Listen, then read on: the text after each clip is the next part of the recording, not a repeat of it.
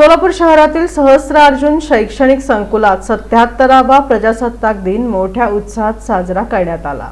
सोलापूर शहरातील सहस्त्रार्जुन शैक्षणिक संकुलात 77वा भारतीय प्रजासत्ताक दिन मोठ्या उत्साहात साजरा करण्यात आला। कार्यक्रमाच्या अध्यक्षस्थानी संस्थेचे अध्यक्ष संजीव बिद्री हे होते, तर प्रमुख अतिथी म्हणून राजू भूमकर उपस्थित होते। मान्यवरांच्या हस्ते ध्वजारोहण करून राष्ट्रध्वजाला मानवंदना देण्यात आली। राष्ट्रगीत आणि महाराष्ट्र गीतानं संपूर्ण शाळा परिसर देशभक्तिमय वातावरणात न्हाऊन निघाला। यावेळी प्रमुख अतिथी राजू भूमकर आणि कार्यक्रमाध्यक्ष संजीव बिद्री यांनी आपलं मनोगत व्यक्त केलं।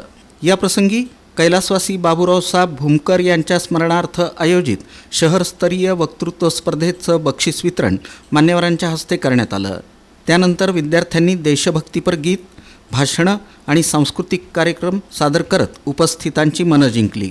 कार्यक्रमाला शिक्षकवृंद, विद्यार्थी आणि शिक्षकेतर कर्मचारी मोठ्या संख्येनं उपस्थित होते। सूत्रसंचालन अनिल गायकवाड तर आभार सोमण्णा मलकारी यांनी मानले। कार्यक्रमानंतर विद्यार्थ्यांना लाडू वाटप करण्यात आलं।